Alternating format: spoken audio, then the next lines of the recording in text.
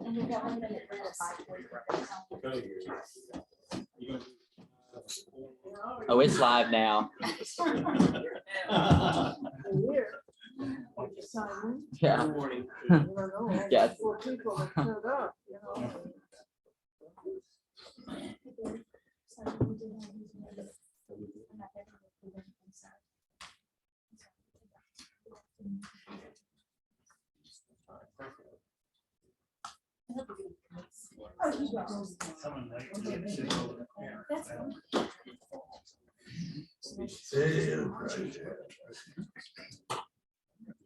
I think we should just go slow. 7:30. All right, let's get started. If you join me in the pledge, please.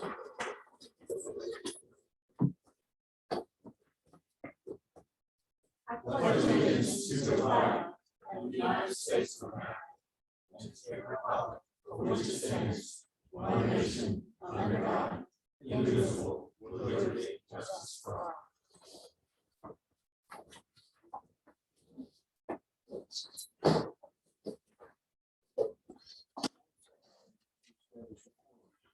Yes, I'll call roll. Dennis Brown. Here.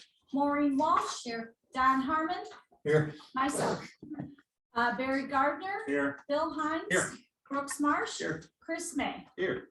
Absent today is Shane McGuinn. Can I move on to the next one? Okay. I'd like to make a motion to approve the November open meeting minutes. Since we did not have a meeting last month, these are November's open meeting minutes. Can I have a second? Madam Secretary, I make a motion to approve the minutes. Yes, Second. sir. Yeah. All in favor? Treasurer's report, Dennis. All right, all right. We're 8 months into our budget year, so that's good. 3/4 of the way. Assessments are slightly higher by 94% compared to 93% last year. Revenue admin right now is 263,600 over budget. Golf operations are $104,000 and 249,000. And rec is 3,643, all making revenue better for all three. Payroll is good. We're in the 8 months, we've got a 6,092.72 budget. The biggest expenditure over in payroll is in golf maintenance at $49,000 and golf operations at $9,000. Operating expenses are pretty close. We're 63,000 less overall. The golf op is 13,000 over an operating expense, and golf maintenance is 60,655 over in operating expenses. Overall, for the 8 months, we're still in good shape and everything's coming close to normal. We have a capital expenditures for the month of December. It's 28,000 for the work on the docks over there that almost complete. 9,130 for a stump grinder finish. And, we also built the fence back here. We got 2,126 out of a resident to help pay for it. It lives back there. So that's any questions?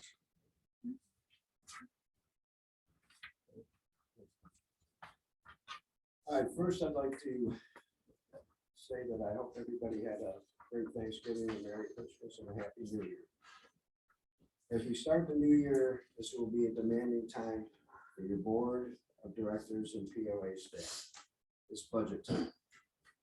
Every committee will want their budget to be even more. It is extremely hard to accommodate everyone. As you know, there has been a big influx building in Fairfield. This leads only to more demands on all of our services and budgets, as we have had more residents to serve. This leads me into the problem of vandalism in here. It has slowed up a little in the past couple of weeks, but we still have people doing little things to our community. Vandalism leads to putting out more money to repair all the damage that is done. With the onset of the virus, it was difficult getting materials to have things replaced.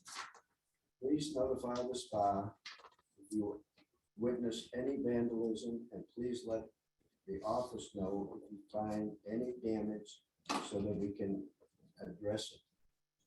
Finally, I want to commend Allison Kennedy, the general manager, Southern Protection Agency, SPA, Dean Williams, the maintenance supervisor, and Leon Bruce, fire chief, on being proactive with the recent storms and winter weather.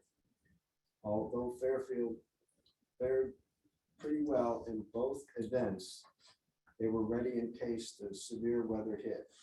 It was far better to be proactive than reactive. Thank you. Alice? Okay.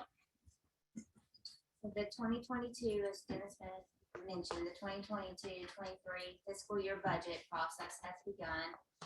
We're still in the early formation of the upcoming budget, but we are already looking at challenges that we're being faced with, such as inflation and rising costs. Fortunately, the association is not immune to challenges that are facing the rest of the country. Another challenge that we're facing this year is rising payroll costs. To be competitive with other employers, the association has had to increase the starting pay for several of our positions in order to obtain and retain employees. This, of course, increased all of the other costs involved with payroll, such as payroll taxes, processing, etc. As we always do during the budget process, we will continue to look at the areas that we can cut costs to minimize the impacts of the side effects of the pandemic.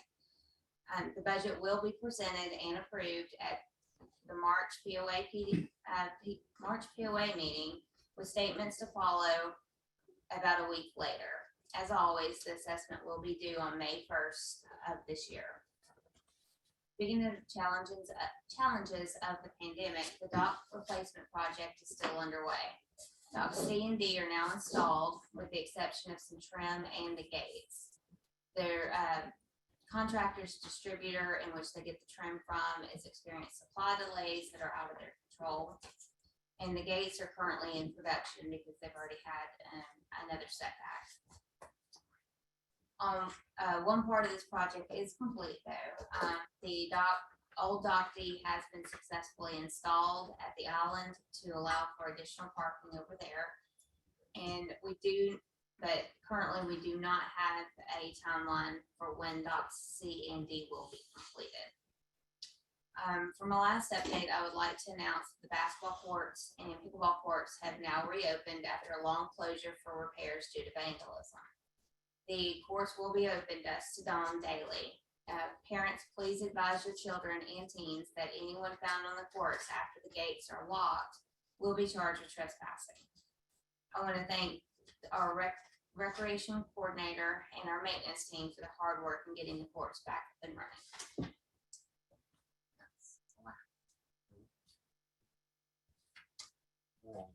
No old business, new business. So I need a motion to ratify the unanimous decision to sell the following lots from the EC vote taken at the December planning meeting. You want me? Yeah, go ahead. Okay. 9218 Lakeview Parkway, 3032 Lakeview Parkway, 3084 Barfield Court, 4013 Gulfview Court, 3156 Sweetbriar Drive, and 3157 Sweetbriar. Oh, come back. Sweetbriar Drive. I make a motion. Need a second? Second.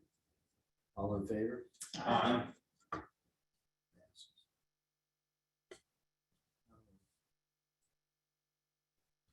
Need a motion to approve the facility reservation and rental policy to replace the current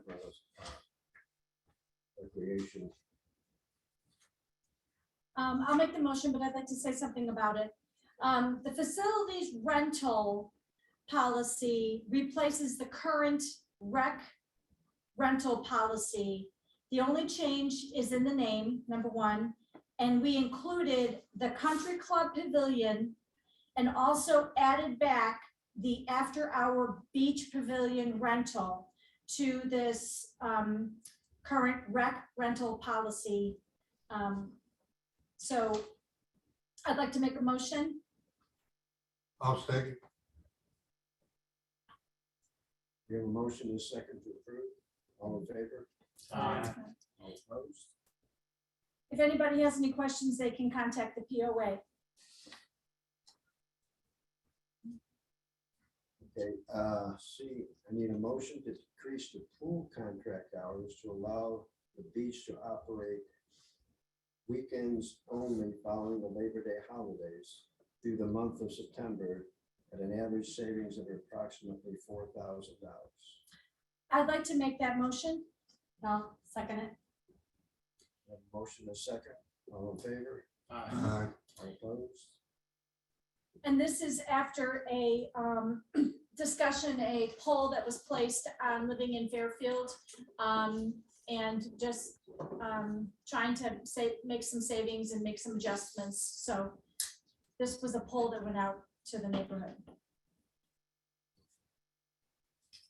I need a motion to pre-approve up to $25,000 out of the 2022-23 fiscal year budget for the purchase of a used deep, whatever this is. Deep time air fryer.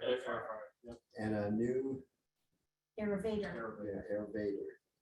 I'll make a motion for both the deep time air fryer and the aggravator. Aerator. Very aggravating. Aggravator. All right, we have a motion and a second. All in favor? Aye. Aye. All opposed? Passes. Brooks, Second? Brooks, Brooks, yes, I'm sorry. you second? Yes. Okay. Yeah, all right. second. I need a motion to quick claim the parking lot to the Lake Terra 3. Motion. I'll second the motion. A motion and second, all in favor? Aye. All opposed? Lot management.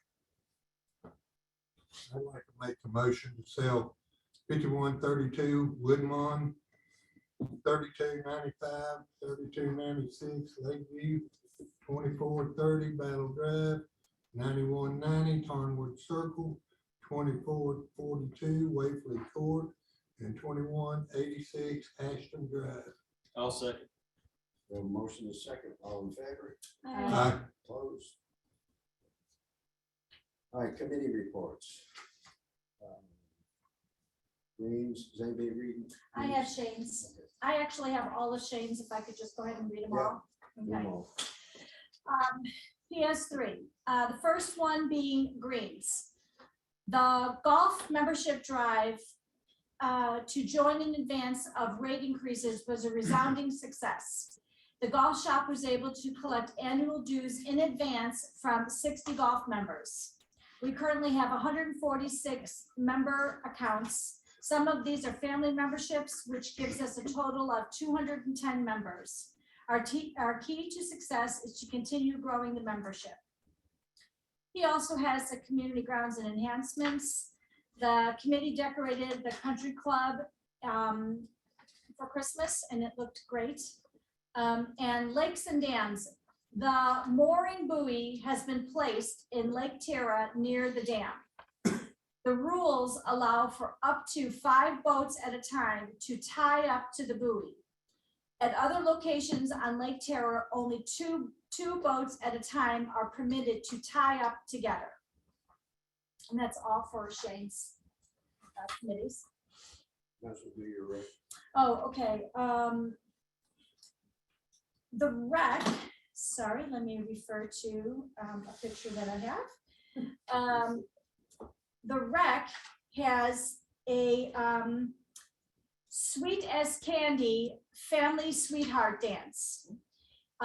Join the recreation department to celebrate Valentine's Day with the DJ, dancing, photo area, and prize raffle. Price is $25 per adult and $15 per child, which covers a buffet dinner prepared by Robert at the Country Club. The buffet includes Salisbury steak and gravy, chicken Alfredo with penne pasta, seasoned green beans, Yukon Gold mashed potatoes, Caesar salad, rolls, and a dessert. Space is limited. Tickets are available for the purchase at the POA office beginning January 14th, with the cutoff of purchase of February 8th. So the date on that is February 12th, and it'll be held at the Country Club between 6 and 9. This should have gone out in an email blast if I spoke too fast. So if you have any questions, you can do that. My other committee would be Community Relations, and I don't have too much to say about that, other than we're beginning to talk about 4th of July weekend. It's never too early to start discussing that. It's January, so we're already in discussion of what's going on for 4th of July. So anybody would like to help with this committee, please feel free to reach out to me at my email, which you can get at the POA. Document management. The Document Management Committee continues to push, believe it or not, for the vote and approval of the revised Declaration of Restrictions. Committee members have been contacting residents to inquire if they have voted and encouraging a yes vote if they have not. The DMC will continue this effort until March the 31st, 2022, as this revised DOR is critical to the future management and continued improvement of Fairfield Plantation. So, damn it, get out there and vote. Strategic Planning Committee. Members of the Strategic Planning Committee are participating in the budget preparation process for this upcoming year. The annual budget will be the basis for year one of a 5-year strategic plan. Deferred and continued projects from the annual budget will be listed in the appropriate out year of the strategic plan, so that the community has a path towards funding and managing long-term capital improvements. Following the completion of the budget process, a 5-year strategic plan will be prepared and provided to the community for information. That's all I have. Lot management, Dan. Well, as aforementioned, we continue to sell lots. The committee continues to work hard on getting them all up for sale. So if you know anybody that's interested, have them contact the POA. We will continue to sell them and try to get them off our books. They're capital, but they're a liability to property owners. So that capital will go to the rec as we sell them. Thanks. Fire department, Brooks. Fire department update. First, we want to thank our first responders for another great year. We had a very few instances that we can say we didn't do right. In fact, I can't think of any, highlighted by the great effort they left and they led and tried to rescue along with our SPOF and outside people. We had total call volume of 572. It's about 1.5% up from last year, and then about 2% up previous year. So kind of picking up about 2% a year in calls. Call volume broke out about 60% EMS related, or maybe even more than that. 44 lockout, 3 invalid assistance, 15 canceled. The ones that were canceled en route or unintentional were 7 for total. And again, we had a great year. We sure appreciate our first responders. They mean a lot to keep us safe and comfort in our family environment here.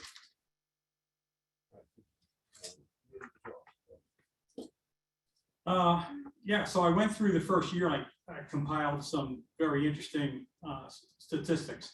So I'm just going to give you the top 10 or the dirty dozen that I've compiled with information I was able to get from Crawford with a great deal of work from him. Total number of calls and security activities for the year were 1,602 calls. Out of that, there was 248 citations written by the patrol and 51 lake patrol citations. They also patrolled, the total, this number was fascinating to me, 42,107 miles patrolled for the year. The top candidates, I guess, for bad guys were traffic stops with 163 representing almost 10%, 149 for resident assists, door entry requests and miscellaneous, 137 or 8.5% were alarms, residential, and both POA. 124 or 7.7 for traffic and parking complaints. 105 for suspicious people or vehicles. I guess we got a lot of shady people hanging around. 85 for animal complaints, attacks, roaming pets, barking, etc.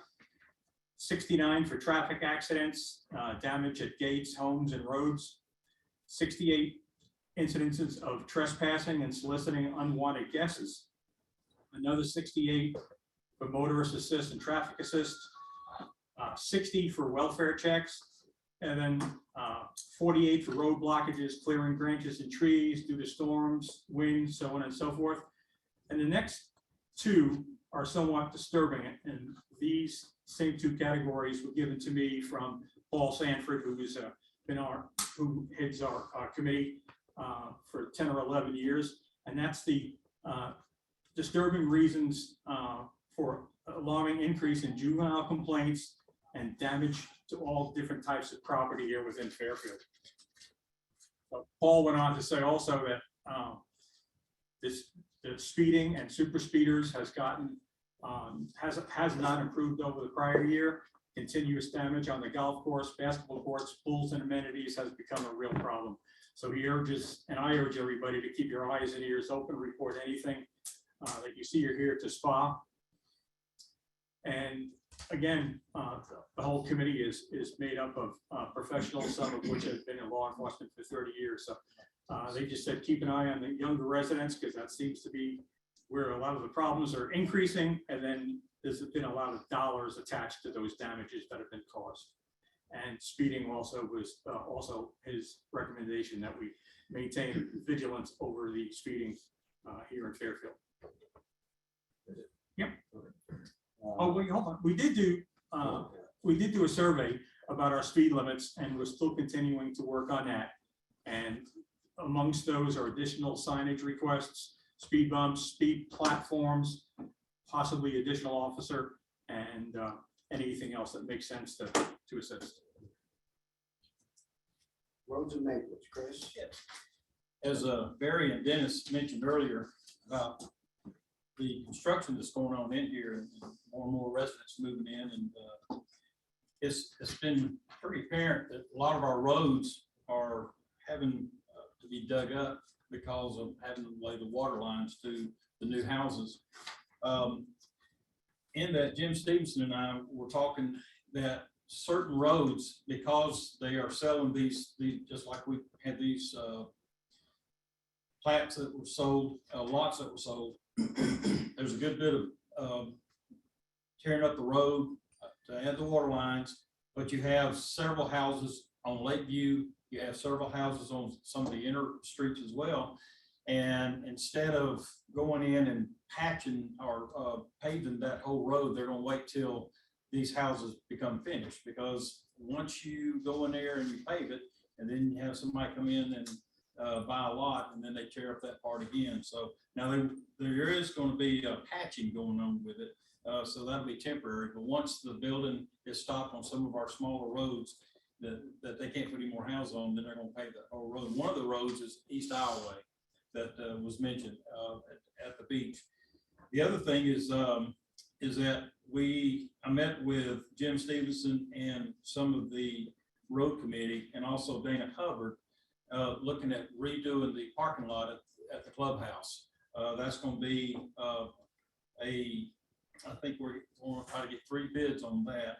one of them, Brooks Paving, met with us out there and gave us some good ideas. And Dana Hubbard also gave some ideas on we're going to do the beautification as well. There's also areas such as here at the rec center, there's a paving area that we're looking at over here as well. That'll add more parking for us, and it'll be paved so that we won't have to worry about any kind of runoff from the rain and re-graveling it. But all in all, it's going to be as Barry mentioned, some things are going to be considered in our strategic planning as well.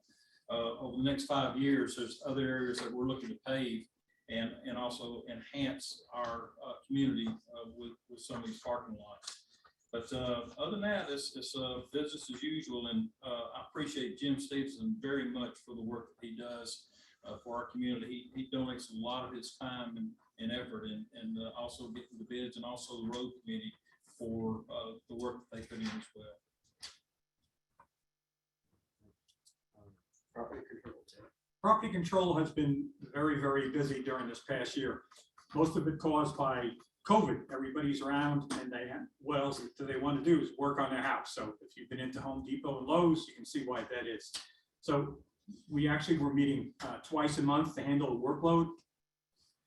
Most of the workload consists on the many requests for homeowners, builders, developers in regard to new construction, building plans, variance requests, compliance reports, minor and major construction, tree removal requests, landscape plans, pools, docks, installations and changes, boathouses and changes, seawall maintenance and construction coordination with our Lakes and Dams Committee on projects. Also, fence applications has been huge, storage sheds, and many related requests. Paperwork with all the deadline dates is on the POA website. I'd also like to say thank you to a very devoted group of individuals who are very knowledgeable and very talented, many of which have 20, 30, 40 years in construction, engineering, development, and compliance. That all feeds into making this committee, I think, a top-notch, very valuable addition to Fairfield.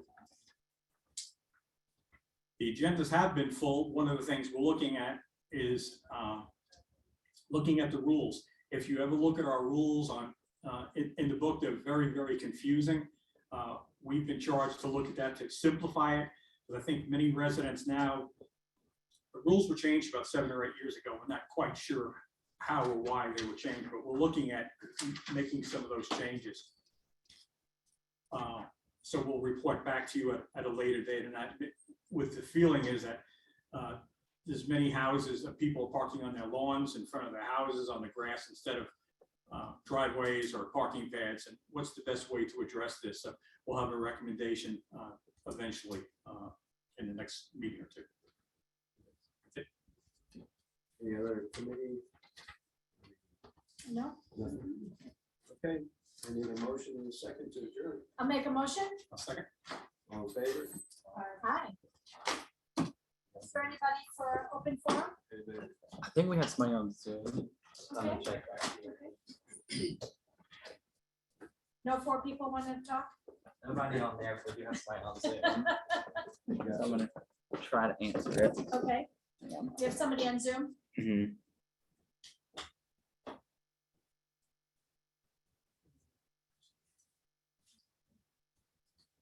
Mr. Hewitt, can you hear us? Hey Dakota, how's it going? Good. You're on with the board and the community. So we saw you had your hand raised. We have a question. I appreciate that, and thank you to the board for all of your hard work. It does not go unnoticed, and we really appreciate your efforts in making our community a desirable one to both live in and invest our money in. So thank you. That being said, a question. It was referenced earlier that there was a decision you guys just voted on as the board, and it was read very quickly, so excuse me if I paraphrase it. It had something to do with limiting hours at the swimming pool in favor of reallocating funds to beach time post Labor Day. And it was referenced that there was some sort of informal Facebook poll that was used to come to that decision. And I'm going to counter that to what was mentioned about the speed limit poll that was done, which I know was done by email because I received that email and I did in fact respond to it. So my question is, obviously not everyone has Facebook. Pretty much everyone has email. And it would be nice for there to be continuity by which the board seeks input from the residents when it pertains to decision making. So, I did give my input on the speed limits. My wife has Facebook. I do not. Therefore, I didn't have the opportunity to give input on that matter pertaining to how we spend our money for recreation facilities. So, can there not be some continuity and maybe with a preference toward email when it pertains to polls, so that everyone truly has the opportunity to participate in that decision-making process? I understand exactly what you're saying. It was actually a very informal poll, and I think we've probably could have taken a little more time. It was based on the fact of the numbers that we took notice of through the sign-ins. And were there, how many total, Allison, do you remember? Yeah, well, I can say that after Labor Day, participation during the week at the beach significantly drops off. But yet we're still paying for the lifeguard and the host. It's gonna save, if we go to weekends only following Labor Day, it's gonna save us approximately $4,000. In that impromptu poll on Facebook, which one of the rec committee members actually posted, it didn't come out through the POA. Correct. And that's a little bit different. Out of the people that voted for it, got it here somewhere. To keep the beach open in Labor Day and open in September during the weekends only after Labor Day, to save us approximately $4,000 in the contract, we had 188 votes. Keep the beach open during the month of September, including weekdays, 12 to 8, and weekends, 10 to 8. We had 85 votes. So there was a pretty much very close to 100, but people that wanted to rather save the money than spend it. Did it not come at the expense of, did I hear you guys say that the swimming pools would be limited? This is only the beach. Oh, I see. Okay. The rec pool, every season closes after Labor Day weekend. That hasn't changed. And the country club pool will remain open during the week. Gotcha. Well, thank you for clarifying that. And my question just wasn't so much related to the validity of the decision as much as it was related to continuity of how we communicate with the residents and seeking their input. I'm this is Brooks Marsh. I'm supporting the Honorable Barry Gardner. Yes, sir. On the Strategic Planning Committee. And one of the committees within that committee will be a communications committee that discusses just that issue. Feel free to join us when we get started this next few months on the strategic plan, but that certainly will be addressed. And this is an important part of, especially with the growing community, how we communicate, how we get people's input to keep this a family environment. We do appreciate your comment though, and that's well noted. Yes, sir. I appreciate that. And then secondly, would you mind, and you guys rattled them off pretty quickly, those lots. I certainly respect the fact that the board has the right to make the decision of whether a lot gets sold or not without the input of the community. So that's not the purpose of my question. But in these meetings, when you guys approve the sale of a lot, would it be too much to ask if in this forum it was stated that that any specific lot was being sold for the purpose of a homeowner buying the lot next to them to merge into their parcel versus it being sold to build upon? Oftentimes we don't know what they're most of the time I do, but oftentimes I don't know. And then the purchaser may actually end up changing their mind down the road as well. But normally when the board is voting on these, the lot hasn't actually closed yet. Right. I didn't know if you knew the intended purpose when you guys approved the sale of a specific lot, or maybe it doesn't matter to you guys. Yeah, on some, that's normally goes to lot management, the lot management committee, and then they make their recommendation to the board. On these, several of these are being sold to developers, but there Right. are two on my list that are combinations. Gotcha. Is it within, is it respectfully within the right of us as homeowners to know the answer? If I did specifically hear two lots mentioned on Sweetbriar, which as Dakota knows, I live at the corner of Sweetbriar and Lakeview. Would it be okay for me to know which two lot numbers those were again and whether or not they were going to be built upon or simply combined? Is that within? They will be combined Oh. as one lot, but the intention, I believe, of this purchaser is to build a home there. But the two lots will be combined. And it is 3156. Yeah. 3156 and 3157. Gotcha. So it's being bought by the same entity for the purpose of building one or two units on it? Just one house. Oh, I gotcha. Okay, very good. Okay. Well, again, thank you very much for all of your efforts on behalf of the community and appreciate you engaging with me tonight. Thank you very much. Thank you. Anybody else?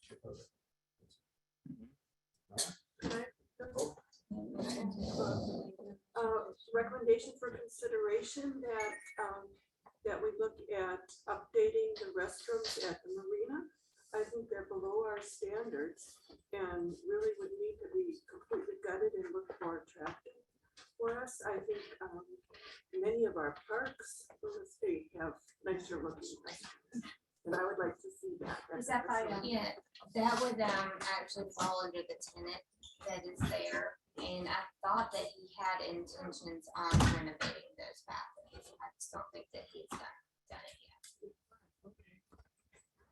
but we will check with them. Anyone else? Well, thank the four of you showing up. Thank you for everyone watching too. Have a good night. Thanks.